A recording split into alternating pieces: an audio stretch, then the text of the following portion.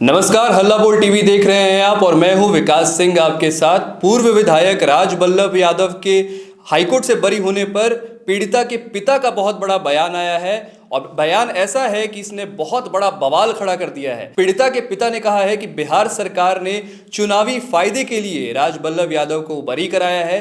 क्या है ये पूरा मामला, इस पर विस्तार से बात करने के लिए हमारे साथ आज मौजूद है हल्ला बोल टीवी के संपादक दीपक शर्मा। सर देखिए, ये जो मामला है इसमें पीड़िता के पिता का पूरा अधिकार है कि अगर वे हाईकोर्ट के फैसले से संतुष्ट नहीं हैं तो वे सुप्रीम कोर्ट जाएं। हमारा संविधान यह अधिकार देता है हर पीड़ित को। राजवल्लभ यादव को निचली अदालत ने सजा सुनाई थी। राजवल्लभ यादव उससे संतुष्ट नहीं थे, उन्हें लग रहा था कि वे निर्दोष हैं, उनके साथ गलत हुआ है। तो उन्होंने क्या किया, उन्होंने इसको माननीय पटना हाईकोर्ट में चुनौती दी और माननीय पटना हाईकोर्ट ने राजवल्लभ यादव को बाइज्जत बरी कर दिया। अब पीड़िता के जो पिता हैं वो कह रहे हैं कि बिहार सरकार ने जानबूझकर चुनाव में फायदा लेने के लिए राजवल्लभ यादव को रिहा कराया है। ठीक से बात नहीं रखी गई, पटना हाईकोर्ट के समक्ष सबूत नहीं पेश किए गए ढंग से, और इसलिए फायदा इसका मिल गया है। राजवल्लभ यादव को जानबूझकर स्थिरता दिखाई गई और उन्हें रिहा कराया गया ताकि 3 महीने बाद जो चुनाव होने हैं बिहार में, उसमें बिहार सरकार, नीतीश सरकार इसका फायदा ले सके। अब यह इस आरोप के बाद पूरा अधिकार है। नाबालिग जो थी, जिसे नाबालिग मानने से पटना हाईकोर्ट ने इनकार कर दिया है, अब पीड़िता के पिता का पूरा अधिकार है कि वो इसको माननीय सर्वोच्च न्यायालय में चुनौती दें। और हो सकता है कि जैसे निचली अदालत के फैसले को पटना हाईकोर्ट ने पलट दिया, वैसे ही हो सकता है कि पटना हाईकोर्ट के फैसले को माननीय सर्वोच्च न्यायालय पलट दे। तो या फिर यह भी हो सकता है कि माननीय सर्वोच्च न्यायालय पटना हाईकोर्ट के फैसले को बहाल रखे। तो लेकिन अपील का अधिकार जितना राजवल्लभ यादव के पास था उतना ही पीड़िता के पिता के पास है, पीड़िता को है। लेकिन सवाल यह नहीं है, असली सवाल यह है कि पीड़िता के पिता ने जो आरोप, जो सनसनीखेज आरोप लगा दिया है बिहार सरकार पर, नीतीश सरकार पर, उससे कितना बड़ा दाग लगा है नीतीश सरकार के दामन में। क्योंकि नीतीश कुमार की यूएसपी क्या है विकास जी? नीतीश सरकार की यूएसपी है महिलाओं, बेटियों के हक के लिए उनके साथ खड़ा रहना। और नीतीश कुमार की यूएसपी है कि किसी भी तरह के मामले में कोई समझौता नहीं करना, कानून को अपना काम करने देना। नीतीश कुमार से पहले जो सरकारें थी उस पर माननीय पटना हाईकोर्ट ने टिप्पणी की थी कि ऐसा लग रहा है जैसे कि बिहार में जंगल राज चल रहा है। अब नीतीश कुमार ने जब 2005 में बिहार की कमान संभाली तो उन्होंने, कौन इससे इनकार कर सकता है कि अपराध को नियंत्रित किया, अपहरण रोके।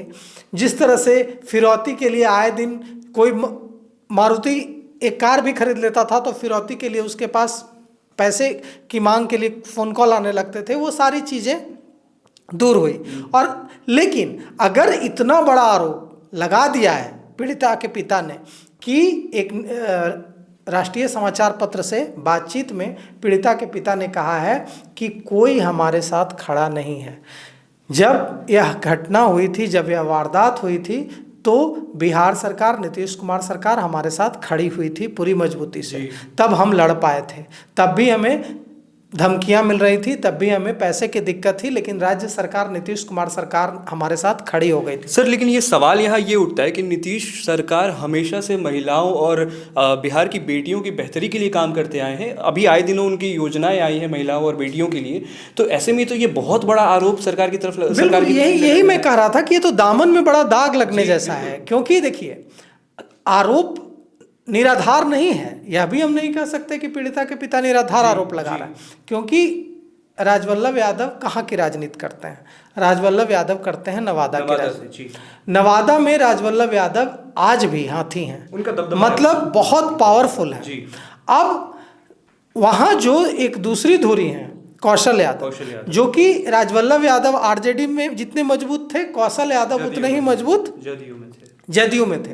लेकिन कौशल यादव जदयू छोड़कर आ गए हैं आरजेडी में और ऐलान कर दिया है कि नवादा की 7 सीटें, नवादा की सभी 6 सीटें, नवादा की सभी 6 सीटें जीतकर तेजस्वी यादव की झोली में डाल देंगे। अब ऐसे में कौशल यादव के खिलाफ कौन खड़ा होता वहाँ? राजवल्लभ यादव खड़े तो राजवल्लभ यादव खड़े हो सकते हैं। तो और राजवल्लभ यादव की जो पत्नी है विभा देवी, और उनसे जुड़े एक जो विधायक हैं प्रकाशवीर, जो कि राजवल्लभ यादव के बेहद करीबी माने जाते हैं और आरजेडी के विधायक हैं, उन लोगों ने नवादा में प्रेस कॉन्फ्रेंस करके हाल ही में आरोप लगाया था कि श्रवण कुशवाहा को लोकसभा में आरजेडी ने 1 ट्रॉली पैसे लेकर तेजस्वी यादव ने टिकट दिया। विभा देवी ने आरोप लगाया था कि हम लोगों के सामने श्रवण कुशवाहा 1 ट्रॉली कागजात लेकर गए, और जैसे ही वो कागजात तेजस्वी यादव देखे उनका मन पिघल गया, मन बदल गया, और उन्होंने श्रवण कुशवाहा को टिकट दे दिया। विभा देवी और प्रकाशवीर ने पूछा कि कौन से कागजात थे, जिसे देखते ही तेजस्वी यादव पिघल गया और टिकट दे दिया। राजवल्लभ यादव के परिवार का टिकट काट कर बात चल रही थी कि राजवल्लभ यादव के परिवार को लोकसभा में टिकट दिया जाएगा, लेकिन टिकट काट कर दे दिया गया श्रवण कुशवाहा को, और श्रवण कुशवाहा वहाँ से चुनाव लड़े। अब सवाल यह उठता है, और हारे भी। अब सवाल उठता है कि इस बार भी श्रवण कुशवाहा चाहते हैं कि वहाँ से उन्हें टिकट मिले। अब देखिए, वहाँ राजवल्लभ यादव, लगभग यह साफ होता दिख रहा है कि राजवल्लभ यादव जनता दल यूनाइटेड में शामिल होंगे, और जनता दल यूनाइटेड में पूरी मजबूती से वहाँ खड़े होंगे। मतलब कौशल यादव जदयू से चले गए आरजेडी में, और विभा देवी, राजवल्लभ यादव, प्रकाशवीर का जो ग्रुप है वो आ जाएगा जदयू में, और सेना बदल जाएगी और संग्राम महासंग्राम होगा। तो अब ऐसी स्थिति में यह जो आरोप लगाया है पीड़िता के पिता ने कि राजनीतिक लाभ लेने के लिए नीतीश सरकार ने रिहा कराया है, अच्छे ढंग से सबूत नहीं रखे गए, अभियोजन पक्ष ने सही ढंग से चीज़ों को माननीय हाईकोर्ट के सामने नहीं रखा, और अदालत तो सबूतों के आधार पर चलती है। वो तो मीडिया ट्रायल नहीं हो सकता है अदालत में। अदालत में पब्लिक ओपिनियन के आधार पर फैसले अदालत नहीं करती है। पब्लिक ओपिनियन कुछ भी हो, अदालत के सामने जो सबूत रखे जाएंगे माननीय पटना हाईकोर्ट उसी पर फैसला लेगा। मेडिकल रिपोर्ट तो लेकिन अब यहाँ पर यह सवाल उठता है कि क्या ऐसा है कि अभियोजन पक्ष ने, बिहार सरकार ने सही तरीके से पक्ष नहीं रखा? इसकी यह तो तभी साबित होगा ना जब मामला सुप्रीम कोर्ट में जाएगा। जब मामला सुप्रीम कोर्ट में जाएगा तो वहाँ बहस होगी, और वहाँ देखिए सुप्रीम कोर्ट, पीड़िता के पिता कह रहे हैं कि हमारे पास पैसे नहीं हैं, हमारे पास संसाधन नहीं है कि हम सुप्रीम कोर्ट जाएं। तो ऐसे में भारत में वकीलों की, बड़े वकीलों की कोई कमी नहीं है जो न्याय दिलाने के लिए बड़े बड़े वकील केस लड़ते हैं। मजलूमों का, जो गरीब हैं उनका, जो लाचार हैं उनका, बेबस कमजोरों का, तो कई सारे वकील सामने आ सकते हैं, बड़े वकील सामने आ सकते हैं जो अपने रिसोर्सेज से केस लड़ेंगे। तो अब सवाल यह उठता है कि पीड़िता के पिता को सिर्फ आरोप लगाकर ठहर जाना भी ठीक नहीं है, आगे की लड़ाई लड़नी होगी। पीड़िता के पिता ने कहा है कि मेरी बेटी ने घर से निकलना बंद कर दिया है, अब वो कहीं आती जाती नहीं है। अब ऐसे में अदालत का जो फैसला आया है, इसमें सारा बोझ जो है पीड़िता के कंधों पर अब आ गया है।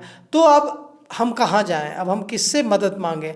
अब ऐसे में यहाँ पर जो लीगल फील्ड में काम करने वाले जो एनजीओज हैं उनकी भूमिका आती है कि वो आगे आएं और आगे आकर पीड़िता की मदद करें। अगर पीड़िता को लगता है कि उसके साथ अन्याय हुआ, उसके साथ गलत चीज़ें हुई और किसी भी वजह से पटना हाईकोर्ट में बिहार सरकार ने सही तरह से सबूतों को पेश नहीं किया, तो निश्चित रूप से यहाँ पर लीगल फील्ड में काम करने वाले एनजीओज को आगे आना चाहिए और सर्वोच्च न्यायालय में, माननीय सर्वोच्च न्यायालय में, सुप्रीम कोर्ट में इसकी अपील करनी चाहिए। पूरा अधिकार देता है भारत का संविधान, और अपील करनी चाहिए और वहाँ न्याय की मांग करनी चाहिए, न्याय की गुहार लगानी चाहिए। अब देखिए इस मामले में क्या होता है, लेकिन पीड़िता के पिता ने जो आरोप लगाया है वह एकदम बिहार की राजनीति को हिलाने वाला है।